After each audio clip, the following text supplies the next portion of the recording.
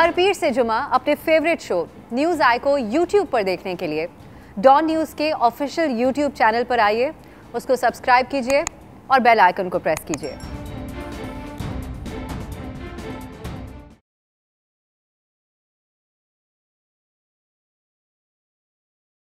अस्सलामुअलैकुम, मैं हूं अफसा कोमल। पार्लियामेंट के मुश्तरका इजलास में कल हुकूमत को जो कामयाबी मिली और अपोजिशन को जो नाकामी मिली है वो अभी भी मौजूए बहस बना हुआ है और बयानात भी इस सिलसिले में आ रहे हैं सामने।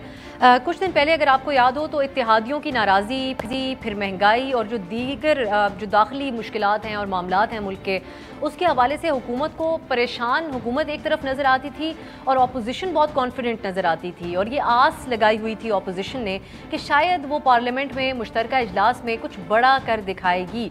लेकिन कल उसकी वाज़े तौर पे नफ़ी तो हम सब ने देख ली है। कल की अददी फतह से हुक्मरान जमात की साख भी कुछ बेहतर हुई है, कॉन्फिडेंट भी हुई है और इसे भरपूर तरीके से हुकूमत सेलिब्रेट भी कर रही है कि उनकी तरफ से एक दिन में 33 बिल मंजूर करवाए गए, जो कि हम बड़ी तारीख़ी सी बात है, इतनी मामूली बात नहीं है। लेकिन जिस तरह से यकतरफा कानून साजी हुई उसके ऊपर ज़रूर जमहूरी निज़ाम के हवाले से सवालिया निशान पैदा होता है और ये सवालात उठ भी रहे हैं, जैसा कि आप अपोजिशन के अरकान की गुफ्तगू सुन रहे थे। अब दीगर बिलों के अलावा इंतखाबी इस्लाहात का जो ताल्लुक है ये बराह रास्त मुल्क के सियासी मुस्तकबिल से होता है। इस हवाले से सवालात ज़रूर उठते रहेंगे कि एक वन साइडेड कानून साजी हुकूमत की तरफ से की गई है। EVM को हुकूमत की तरफ से हम देखते आ रहे हैं कि एक 1 पॉइंट एजेंडा, एक अना का मसला नज़र आता है और इस बिल को भी मंजूर करवा लिया गया कल। लेकिन इलेक्शन कमीशन के तहफ़्फ़ुज़ात और अपोजिशन की सारी जमातों की मुखालफत के बायस मंजूरी से ये एक नया तनाज़े का आगाज़ यकीनन नज़र आता है कि हो चुका है आइंदा इंतखाबात के हवाले से। और क्योंकि कह भी चुकी है अपोजिशन, तो और आपको पता होगा नाजरीन कि हमारे जो इंतखाबी मामलात हैं उसके ऊपर हमेशा ही सवाल उठते हैं, वो हमेशा से ही मुतनाज़े होते हैं। ऑलमोस्ट हर इलेक्शन के बाद धांधली के इल्ज़ामात भी सामने आते हैं। जैसा कि अपोजिशन ने आज भी मुश्तरका प्रेस कॉन्फ्रेंस में इंतखाबी इस्लाहात और कुलभूषण की अपील को का हक़ देने के बिलों पर सवालात उठाए हैं और इंतखाबी इस्लाहात का बिल इसलिए ये कहा गया कि पास करवाया गया ताकि आइंदा इलेक्शन का सारा बंदोबस्त हुकूमत अपने हाथ में रखे। इसी तरह के माजी में भी धांधली के इल्ज़ामात खुद PTI की तरफ से भी लगाए गए हैं। तो इस हवाले से ये बड़ा अहम है ये मामला, क्योंकि ये ओवरऑल मुल्की सियासी जो मुस्तकबिल है उसके हवाले से है और इस पर अपोजिशन के साथ मुशावरत नहीं हुई और उनके तहफ़्फ़ुज़ात और एतराज़ात मौजूद हैं। आज अपोजिशन ने एक बार फिर स्पीकर कौमी असम्बली के हवाले से भी अपने एतराज़ात उठाए हैं। ये कहा कि उनको स्पीकर साहब ने गुमराह किया इस जॉइंट सेशन के हवाले से।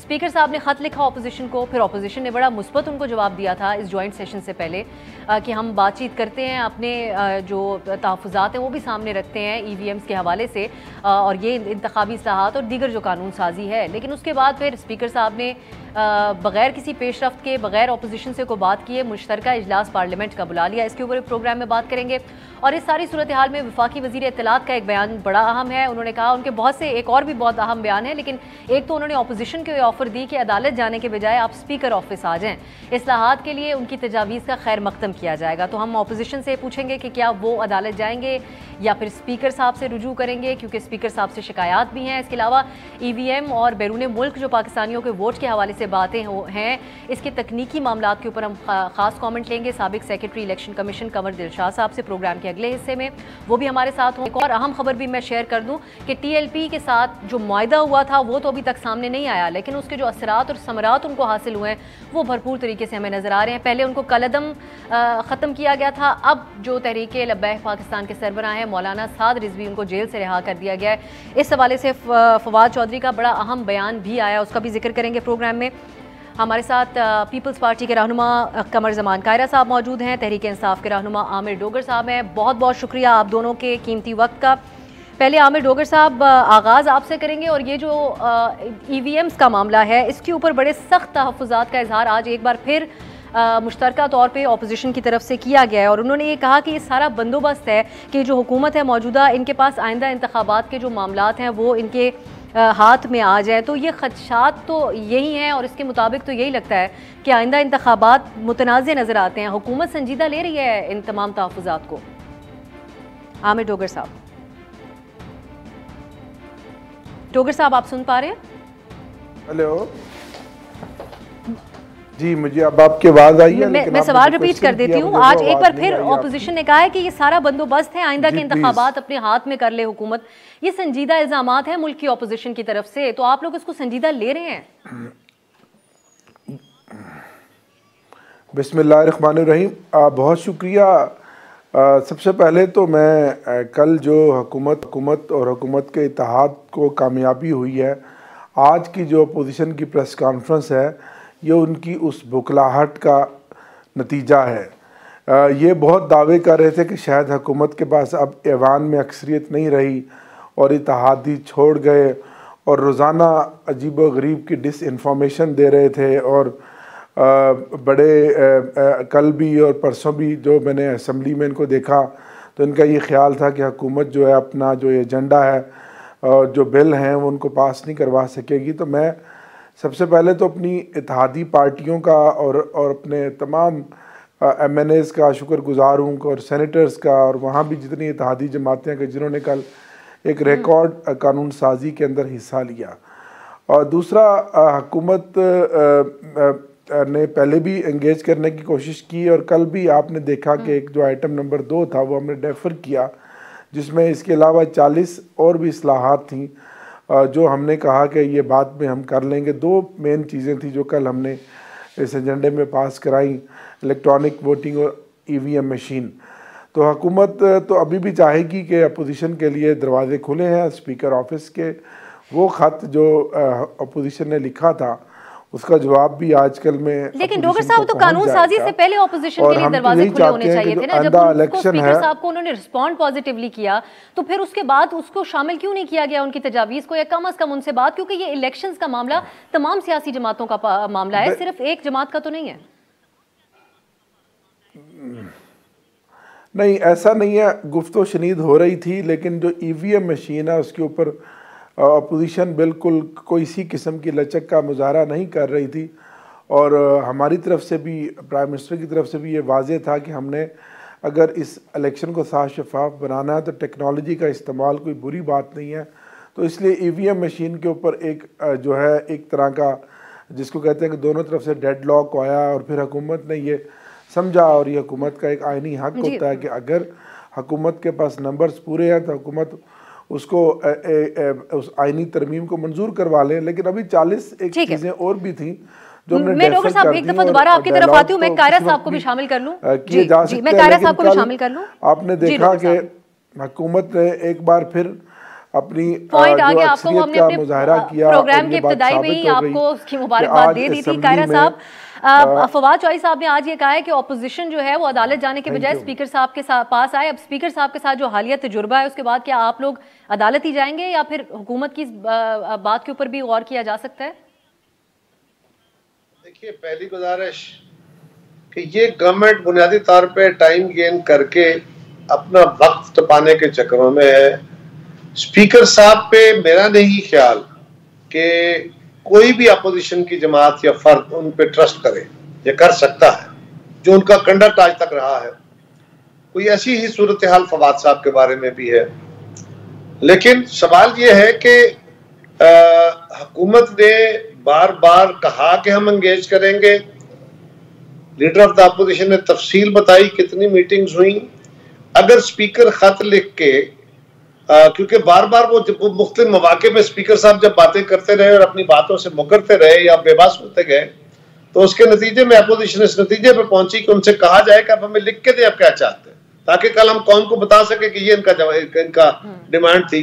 उनके खत के जवाब में फिर एक खत लिखा गया और उसको भी पहुंचे, वहां पे खत पहुंचा नहीं था और उन्होंने सेशन समन कर लिया। खत का जवाब भी नहीं सोचा, उसके जवाब का इंतजार भी नहीं किया और सेशन समन कर लिया। लिहाजा उसकी नियत तो वाज़ेह हो गई। अब सवाल ये है कि डोगर साहब का ये बात कि जी हमारे पास अक्सरियत थी, जो 1973 के कॉन्स्टिट्यूशन के बाद रूल्स बनाए गए असेंबली को चलाने के लिए, उसमें जॉइंट सिटिंग के रूल्स हैं। आपके पास रूल 10 की अगर कॉपी हो तो आप उसको देख लीजिए। उसमें बड़ा वाज़ेह तौर पे लिखा हुआ है कि अगर कोई कानून जॉइंट सिटिंग में पास हो जाता है अमेंडमेंट्स के साथ या बगैर अमेंडमेंट्स के, तो उस कानून को असेंट के लिए प्रेसिडेंट के पास भेजा जाएगा। अगर कोई कानून पास हो जाता है with the majority of total numbers of both houses, ये वर्डिंग है, with the majority of total number of votes in both the houses. इस वक्त असेंबली के अंदर 342 हमारी तादाद है और 100 सेनेट की 100, सो 442 का हाफ जो है 50% जो है वो 221 बनता है और हुकूमत को 221 वोट मिले। स्पीकर साहब ने 221 अनाउंस किए और 221 प्लस 1 50% प्लस 1 ये मेजॉरिटी बनती है। ये न्यूमेरिकल नंबर्स हैं। दूसरा, क्यों इसके लिए जरूरी, आपने बड़ा अच्छी बात कह दी, मैं मुझसे पहले आपने फरमा दिया और दुरुस्त कहा आपने कि ये जो इलेक्शन का इशू है ये सिंपल लेजिस्लेशन नहीं है। इस लेजिस्लेशन में सारी जमातें फरीक होती है और हुकूमत इसमें एक फरीक के तौर पे होती है, एक जमात के तौर पे होती है। इसकी लेजिस्लेशन का कंसल्टेटिव प्रोसेस या तो पार्लियामान के अंदर कमेटी में सारी जमातों को बिठाया जाए, और ये कोई नया काम हम नहीं कह रहे। मुस्लिम लीग के दौर में 2017 में सारी जमातों को, दो जमातों ने बैठ के नहीं किया था, पार्लियामान के अंदर मौजूद सारी जमातें, पीटीआई भी शामिल थी, बावजूद इसके कि ये उस वक्त धरना दिए बैठे थे, लेकिन कमेटी के अंदर इनको भी बुलाया गया और इनके मेंबरान गए। सदर साहब भी उस वक्त मेंबर थे, जो आज हमारे पाकिस्तान के सदर हैं, वो भी उस वक्त मेंबर थे उसके, और वो भी वहां जाते रहे और जाके अपने आरा देते रहे और इत्तेफाक राय से कानून साजी हुई। 2010 में जब हमारी गवर्नमेंट में हुआ, उस वक्त भी जितने में जमातें मौजूद थी सबके इत्तेफाक से हुआ। क्यों? और उस वक्त इलेक्शन कमीशन को भी कंसल्ट करके इलेक्शन कमीशन को ऑन बोर्ड लेके किया गया, क्योंकि इलेक्शन कमीशन के बगैर ये इत्तेफाक राय नहीं हो सकता। इलेक्शन कमीशन का काम यह है कि उसको आइन उसकी तश्कील कर रहा है, आइन उसको ये इख्तियार तफवीज कर रहा है कि उन्होंने फेयर एंड फ्री इलेक्शन करा, और इलेक्शन कमीशन का ये काम है कि वो सारी जमातों को इकट्ठा करे, उनसे मशावरे, और फिर अपनी मशावरत हुकूमत के दिए या पार्लियामान को भेजे। पार्लियामान में जो भी पास होना है, हुकूमत अपनी कसरत की बुनियाद पे इलेक्टोरल लॉज नहीं बना सकती। बिल्कुल सही। मुझे एक ब्रेक की तरफ जाना है, फिर दूसरा क्या ऑप्शन हो सकता है, यहाँ तक तो मामला पहुंच गए। दूसरा, आपने जो रूल्स के हवाले से कायरा साहब बात की, मैं उसके बारे में भी बात करूंगी, और खासकर कायरा साहब आपसे मुझे ये पूछना होगा कि ये तो तमाम सियासी जमातों का मामला है, लेकिन एक और भी इंटरनेशनल लॉज के हिसाब से एक मामला है, वो कुलभूषण यादव के हवाले से जो रिव्यू पिटिशन का मामला है, उसके ऊपर भारत को खुश करना आप लोग उसको करार दे रहे हैं, तो वो उसको हुकूमत के ऊपर तनकीद करने के लिए क्यों इस्तेमाल किया जा रहा है, इस बारे में भी बात होगी एक ब्रेक के बाद।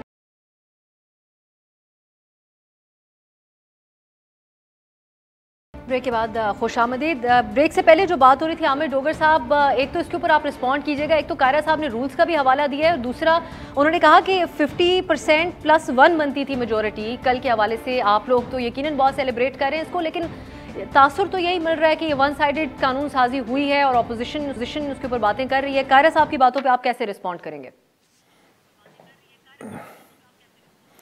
देखें, पहले तो वन साइडेड ये इस तरह नहीं है कि ओपोजिशन के तमाम लीडर्स को इस कानून साजी पर खुलकर बात करने का उनको मौका दिया गया और उन्होंने अपना नुक्ता नज़र वाज़ेह तौर पर बयान किया। बड़ी लंबी तवील स्पीचेस हुई अपोजिशन लीडर की तरफ से भी, बिलावल साहब की तरफ से भी, और बाकी भी अपोजिशन की जमातों की तरफ से। दूसरा, जिस कानून का नुक्ते का कायरा साहब ने इजहार किया, इसके ऊपर भी खुल कर बात हुई, और अपोजिशन की तरफ से जो इनके सीनियर्स जो कानून को जानते हैं उन्होंने ये पॉइंट अपना दिया, लेकिन इस पॉइंट के ऊपर क्लियरिटी के साथ कॉन्स्टिट्यूशन के मुताबिक स्पीकर ने अपनी रूलिंग दे दी। तो मैं ये समझता हूँ कि ये जो बात है वो इस तरह से नहीं है जिस तरह से कारा साहब कह रहे हैं, और अगर इनको मज़ीद ये लगता है कि अगर ऐसा कोई गलत है तो आज अपोजिशन ने कहा तो कोर्ट्स में भी ये जा सकते हैं, जो कि ये जा रहे हैं। और हमारे मौके पे तो मेंबर वैसे 223 थे, और हाउस की जो गिनती की बात कर रहे हैं, एक मेंबर अभी अल्लाह को प्यारे हुए परवेज़ मलिक साहब, और एक मेंबर अभी सेनेट के भी 100 नहीं है, वहाँ भी 99 है, और हमारे 221 की बजाय टोटल हाउस में उस वक्त मेंबर 223 थे। जो दोबारा गिनती वो एक हंगामे की नज़र हो गई दूसरी बार जब काउंटिंग का अमल शुरू हुआ, तो लेकिन वो ऐसी कोई बात नहीं है, इसमें बड़ी क्लैरिटी हासिल है। और आखिरी बात आपने जो की कि अपोजिशन अपने डोगर साहब वन साइडेड की बात की तो वन साइडेड तो नहीं है, ये तो वाज़ेह था कि जब एजेंडे में आया और एजेंडे के अंदर जब सारी चीज़ें हुई और एजेंडा सबके सामने तकसीम किया और सबको पता था कि हम कौन कौन से इश्यूज़ के ऊपर कानून साजी करने जा रहे हैं। और ये एक अमल था जो पहले नेशनल असेंबली में गया, स्टैंडिंग कमेटीज में गया, फिर सेनेट में गया, लेकिन एक और मामला भी है डॉक्टर साहब, एक और मामला जो दोबारा फॉरवर्ड हुआ ज्वाइंट सेशन के लिए, इस सारी कार्रवाई के ऊपर हावी रहा। और वो मामला ये है कि ये बात आपके अपने एक मेंबर ने भी कही कि हम आए नहीं, हमें लाया गया है।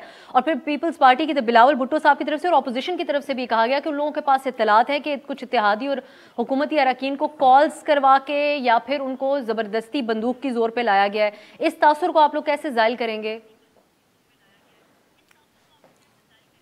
देखिए कोमल, जबरदस्ती बंदूक की नोक पे तो कोई किसी को नहीं ला सकता, सब बाशऊर लोग हैं, इलेक्टेड एमएनएज और सेनेटर्स हैं। जहां तक उनको लाने की ताल्लुक है और बुलवाने की ताल्लुक है, वो मेरा काम है। उनको कॉल्स मैंने की, मेरे ऑफिस ने की, मैं क्योंकि चीफ विप हूँ नेशनल असेंबली में, मेरी ये जिम्मेदारी है बुनियादी तौर पर, मेन वाइटल रोल मेरा है कि मैंने उन मेंबर्स को इकट्ठा करना है। मेरे अपने रिसोर्सेज हैं, टेलीफोन है, व्हाट्सएप कॉल्स हैं, मैसेजेस हैं, तो ये मेरा काम है। मैंने उनको बुलवाया, आमिर लियाकत साहब भी मेरे ही राब्ते में थे और मैंने उनको बुलवाया। बाकी जो आप बाकी जिन चीज़ों की बात कर रहे हैं उसमें कोई हकीकत नहीं है।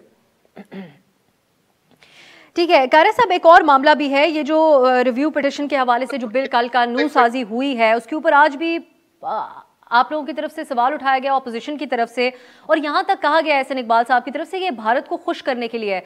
लेकिन कानूनी माहिरीन जो इंटरनेशनल लॉज को समझते हैं, उनसे जब हमने उनको पढ़ा या उनसे बात करने की कोशिश की, वो ये कहते हैं कि पाकिस्तान बाउंड है इंटरनेशनल कोर्ट ऑफ जस्टिस के इस फैसले को आगे लेके चलने के लिए, वरना इसके कॉन्सिक्वेंसेज होंगे, नताइज होंगे और मामला फिर आगे सलामती काउंसिल के ऊपर रेफर किया जाता है जजमेंट्स की इन्फोर्समेंट के लिए, तो वहाँ हम मुश्किलात का सामना नहीं कर सकते।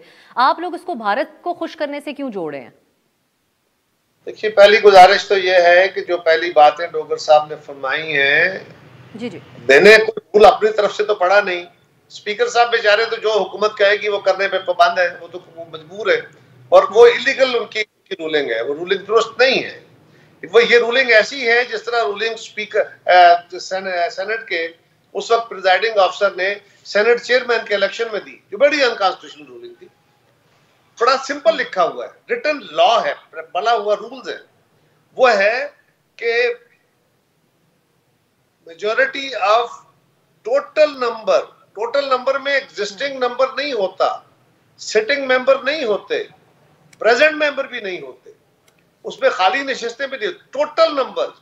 Total number of both the houses 50% plus 1 होगा तो मेजॉरिटी होगी। और जो स्पीकर साहब की रूलिंग 221 वोटों की है वो तो मौजूद है, इसलिए ये तो तयशुदा है कि ये बिल्कुल गलत तरीके से इसको पास किया गया है।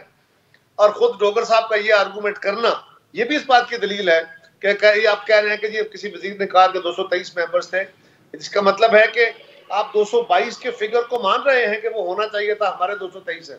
तीसरी गुजारिश ये है कि एक दिन पहले अपोजिशन की अपने हुकूमत के दोनों इत्तेहादी बड़े खुल के हुकूमत के खिलाफ बोल रहे थे, और सिर्फ टेक्निकलिटीज पे नहीं, गवर्नमेंट के रवैयों पे, वज़रा के रवैयों पे, वजीर आजम साहब के रवैयों पे, उनकी कमिटमेंट्स पे। अब उनको क्या हुआ कि एक ही रात में उनके सारे गिले शिकवे धुल गए और वो वोट देने आ गए। उसकी वजाहत कौम भी जानती है, मैं भी जानता हूँ, आप भी जानती हैं। डोगर साहब तो बहरहाल उस पर एग्री नहीं करेंगे। तीसरी गुजारिश के कुलभूषण जाधव के इशू के ऊपर, देखिए आपने अपनी सोवरेनिटी की लड़ाई लड़नी है। यही हम कहते हैं ना कि अगर आप पाकिस्तान के अंदर मौजूद रवायतों को लेके चलते कि आप कंसेंसस बेस्ड डिसीजन मेकिंग करते तो ये खींचातानी ना होती। अगर कोई टेक्निकलिटी मजबूरी ऐसी है, पहली तो ये है कि आप अपनी सॉवरेनिटी की कीमत देनी पड़ेगी। अगर देनी पड़ती है तो दें। वो बंदा जो हमारे बच्चों का, हमारी सिपाह का, हमारे अफवाज का कातिल है, उस बंदे को हम कैसे रियायतें देंगे? क्या हिंदुस्तान? लेकिन कायरा साहब, यही तो सवाल, ये एक बहस सेनेटर मुस्तफ़ा नवाज खोखर साहब और फवाद चौधरी साहब के दरमियान में भी हुई। हमने कल भी इस मामले के ऊपर प्रोग्राम में बात की है। मामला यह है कि आज ऑपोजिशन ने एक कदम आगे बढ़ के इसको भारत को खुश करने से एहसन इकबाल साहब ने जोड़ दिया, जो आप लोगों की मुश्तरका प्रेस कॉन्फ्रेंस थी। मुझे एक शॉर्ट ब्रेक की तरफ जाना है, मैं वापस आके एक कॉमेंट आपसे भी लूंगी और डोगर साहब से भी ऊपर कि इसको ये जो मामला है इसको जज्बाती इशूज के साथ जोड़ने की हमें क्या जरूरत है। माजी में तो ये होता रहा, लेकिन हमें एक कदम आगे नहीं बढ़ना चाहिए इन चीजों के ऊपर। एक ब्रेक की तरफ जाते हैं, वापस आके आपका रिस्पॉन्स लूंगी।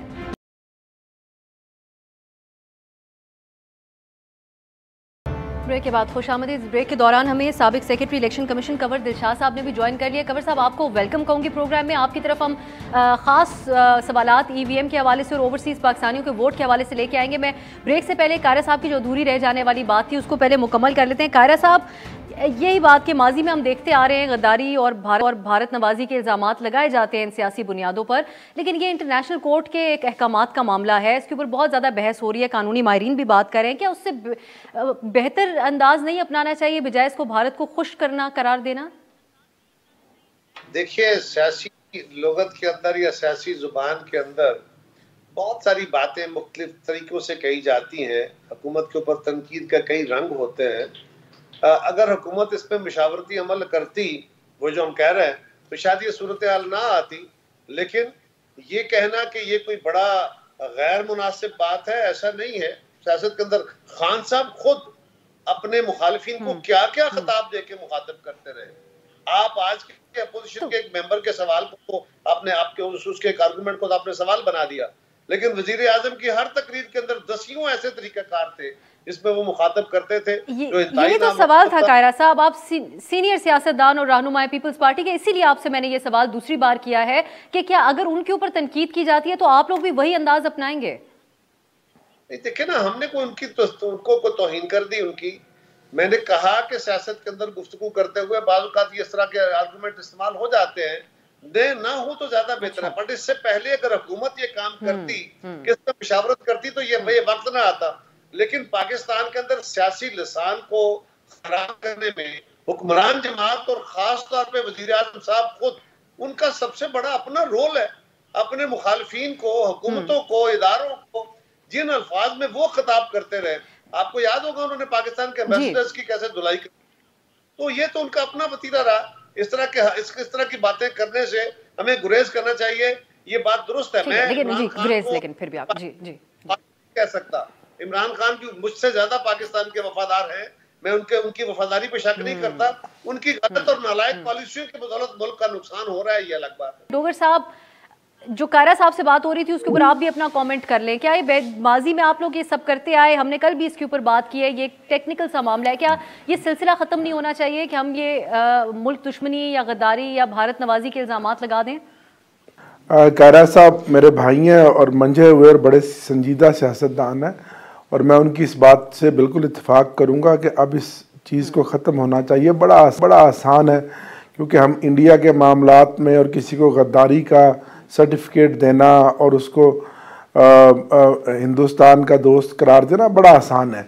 तो ये बड़ा एक सेंसिटिव मामला है। जिस तरह आपने ख़ुद स्टार्ट में कहा कि आपने इंटरनेशनल लॉज के कुछ सीनियर वकला से भी इस बात पर मशवरा किया, और ये मजबूरी थी, और इसमें इंटरनेशनल जो कोर्ट्स हैं उनकी रिक्वायरमेंट भी थी, और नेशनल सिक्योरिटी काउंसिल की भी, इस लेजिस्लेशन को करना। इस लेजिस्लेशन में बहुत सारी चीज़ें थी जो पहले डिफ़ाइन नहीं थी इंटरनेशनल केसेस के हवाले से। लेकिन इसमें कत्तन ये मकसद ये नहीं है कि कुलभूषण को रियायत देनी है या किसी भी शख्स को रियायत देना, ये ऐसी इसमें कत्तन कोई बात नहीं है। बड़ा टेक्निकल मामला है, और इसके ऊपर हमारे अपनी पार्टी में, पार्लिमानी पार्टी में, स्टैंडिंग कमेटीज़ में भी खुलकर बात हुई, और इस पर लॉ मिनिस्ट्री ने भी खुलकर अपना जवाब दिया कि इस तरमीम का मकसद कत्तन ये नहीं है कि हमने कुलभूषण यादव को जो है ना किसी किस्म का फ़ायदा या रियायत देना है।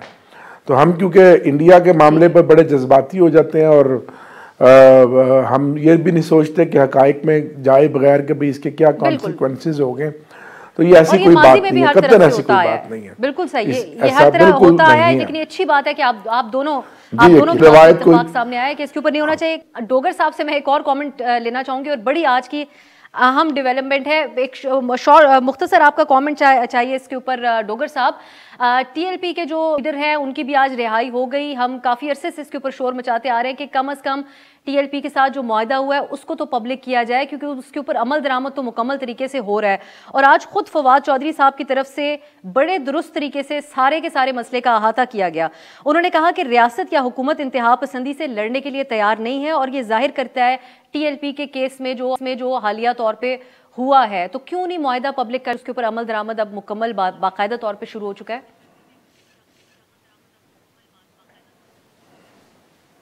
कोमल, ये तो बड़ी आसान बात है कि ये वही मुआहदा था जिसके ऊपर स्टेप बाय स्टेप जो है अमल दरामद हो रहा है, और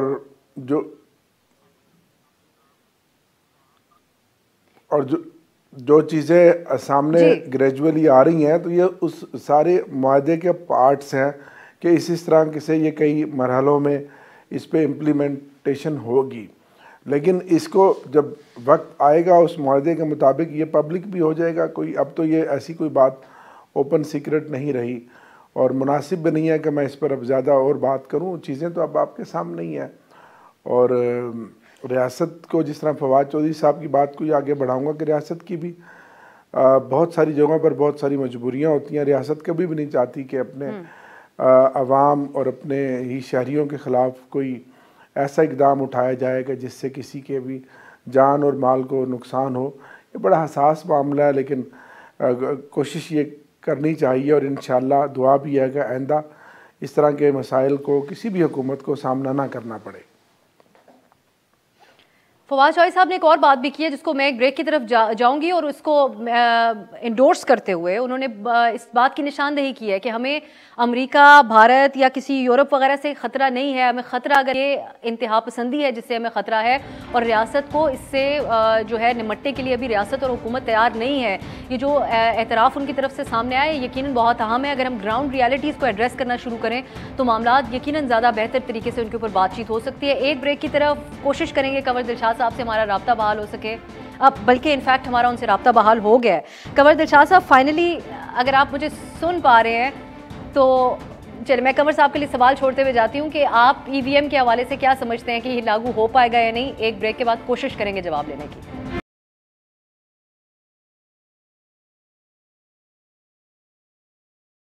ब्रेक के बाद खुश आमदीद। प्रोग्राम के इस हिस्से में हम बात करेंगे कंवर दिलशाद साहब से, उनका कमेंट लेते हैं पहले इजरा ईवीएम्स और इस कानून साजी के हवाले से। कंवर दिलशाद साहब, अगर अब आप मुझे सुन पा रहे हैं तो एक तो अपोजिशन की तरफ से जो आज एतराज़ात सामने आए बाकायदा तौर पे, फिर उसके अलावा सेक्रेटरी इलेक्शन कमीशन जो वो कौमी असम्बली की कायमा कमेटी के सामने जवाब नहीं दे पाए इस मामले के ऊपर कि क्या तरीक़ाकार होगा, किस तहत होगा, कितने पोलिंग स्टेशन पर कितनी ईवीएम्स दरकार होंगे, इस तरह का कोई अभी कुछ क्लैरिटी नहीं है। तो क्या मुमकिन है अगले आम इंतखाबात ईवीएम के तहत हो सके हुकूमत की ख्वाहिश के मुताबिक? नहीं, हुकूमत की ख्वाहिश के मुताबिक अगले इंतखाबात 2023 में जो मतवक्को हैं उस पर इलेक्ट्रॉनिक वोटिंग मशीन चंद शहरों में तो इस पर अपना नाफज हो जाएगा, तरीक़ाकार इख्तियार कर लेंगे, चंद शहरों में तजर्बा करके देख लेंगे। लेकिन पूरे पाकिस्तान में जो है इलेक्ट्रॉनिक वोटिंग मशीन का इस्तेमाल नामुमकिन इसलिए है कि तकरीबन 8 या 9 लाख इलेक्ट्रॉनिक वोटिंग मशीन को परचेज करना है, खरीदना है, और इसके बाद 4 लाख जो है आईटी के माहिरीन की जरूरत पड़ेगी जो उनको ट्रेनिंग देंगे। उसके लिए इलेक्शन कमीशन पाकिस्तान के पास वक्त नहीं है, और फिर लॉजिस्टिक भी है, इसमें ट्रांसपेरेंसी भी है, इसमें बहुत सी सिक्रेसी का मामला भी आ रहा है। तो ये सारे एक बड़ी अहम बात मैं आपको बता दूं, बाकी हमारे सियासतदानों का जो हमारे कानून साज असम्बली के मेंबरान हैं उनकी रहनुमाई के लिए मैं ये कहना चाहता हूँ कि इलेक्शन कमीशन ऑफ पाकिस्तान के पास बेपनाह इख्तियारात हैं। वो उनको आइन के आर्टिकल 218 और 222 को मिला के पढ़ें। 218 में लिखा हुआ है शफाफ इंतखाबात करवाएं, हर सूरत में इंतखाब आपकी जिम्मेदारी है, और साथ साथ 222 में ये लिखा हुआ है कि इलेक्शन कमीशन ऑफ पाकिस्तान ऐसा कोई भी कानून बन जाए जो उनके इख्तियारात को कम करता हो तो वो उस पर अमल दरामद ना करे, या वो इलेक्शन कमीशन का जो कानून दिया गया है, आइन दिया गया आर्टिकल 218 उससे मुतसादम हो तो आर्टिकल 222 कहता है उस पर आप किसी कानून साज की बात को तस्लीम ना करें, ना माने। वो बिल्कुल खुद मुख्तार हैं, इलेक्शन कमीशन ने सुप्रीम कोर्ट में नहीं जाना। इलेक्शन कमीशन खुद आर्टिकल 222 के तहत अपने इख्तियारात का तयन करेगा कि जनाब ये जो कानून साजी जो की गई है ये आइन से मुतसादम है, हम इस पर अमल दरामद करने के रवादार नहीं है। इसके साथ एक और बात बारिश करूं कि उसमें ये हो रहा है कि आइन इसी तरह इस एक्ट के अंदर उन्होंने इलेक्शन कमीशन ऑफ पाकिस्तान के इख्तियार जो थे इंतखाबी फरिश्ते बनाने के, वो नादरा के हवाले कर दिए। तो इलेक्शन कमीशन ऑफ पाकिस्तान ने इस कानून को भी तस्लीम नहीं करना, उन्होंने अपने इख्तियार नादरा को नहीं देने। उन्होंने कहा ये आर्टिकल 222 में लिखा हुआ है कि इख्तियार बढ़ सकते हैं, कम नहीं हो सकते। तो इस लिहाज से ये बड़ा मामला पेश आएगा जब सामने आएगा। एक और बड़ी बात जो मुझे बड़ी हैरानगी है कि इलेक्शन कमीशन को कहना चाहिए था, यह उन्होंने पढ़ा नहीं होगा। उसमें हमें आज खबर मिली है, बड़ा हुकूमत ने बड़ी दानिशमंदी का मुजाहरा किया जो को किसी ने हाईलाइट नहीं किया। उसमें ये लिखा हुआ है, जो कानून सारी जो है उसमें लिखा हुआ है कि जो इलेक्ट्रॉनिक वोटिंग मशीन की जो ट्रांसपेरेंसी है, सिक्रेसी है, वो उसकी जिम्मेदारी इलेक्शन कमीशन ऑफ पाकिस्तान से मशरूत कर दी। अब इलेक्शन कमीशन पाकिस्तान कहेगा ना इसमें ट्रांसपेरेंसी भी नहीं है, राजदारी भी नहीं है, तो मैं इस अमल दरामद कर रहा रवादार नहीं, वो तुमको मशरूत कर दिया। उसमें जो एक्ट बना है उसमें मशरूत कर दिया ये। इसलिए ये बड़ा अच्छा फैसला किया हुकूमत पाकिस्तान ने। हुकूमत जिन्होंने कानून साजी की है उन्होंने बड़ी दानिशमंदी के साथ इलेक्शन कमीशन के इख्तियार को बढ़ा दिया है कि जनाब आप देख लें, अगर इसमें ट्रांसपेरेंसी और सिक्रेसी का मामला आ जाता है आपकी जिम्मेदारी है। तो इलेक्शन कमीशन कहेगा जी हमारी जिम्मेदारी तो ये है कि इसमें सिक्रेसी नहीं है, तो फिर आप अमल आईनी तौर पे आप कहते हैं बहुत कुछ है इलेक्शन कमीशन के पास इसके ऊपर रिबटल करने के लिए।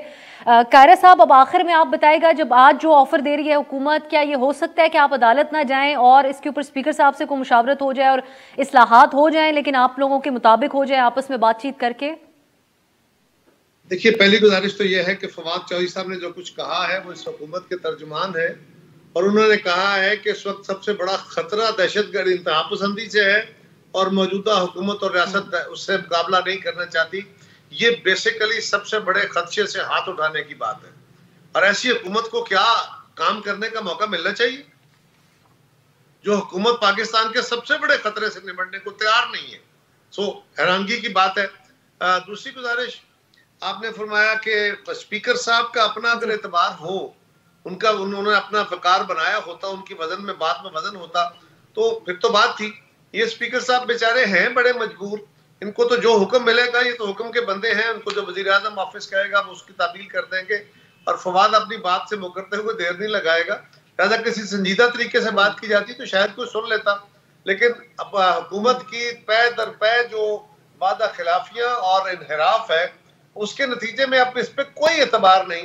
मेरे ख्याल है अपोजिशन को अदालत का दरवाजा और फिर अवाम के पास जाने का दरवाजा खटखटाना चाहिए।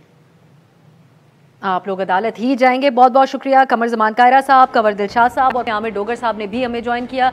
नाजरीन, गुफ्तगू आपने सुनी, यही मामलात हैं। देखते हैं कि आगे क्या रुख इख्तियार करते हैं। आज हुकूमत की तरफ से तो ऑफर आई, लेकिन आपने अपोजिशन का जवाब सुन लिया इस मामले के ऊपर। स्पीकर साहब के ऊपर जो है ट्रस्ट वो बहुत ब्रेक हुआ है इस सेशन के दौरान। आज के लिए इजाज़त दीजिए, खुदा हाफिज़।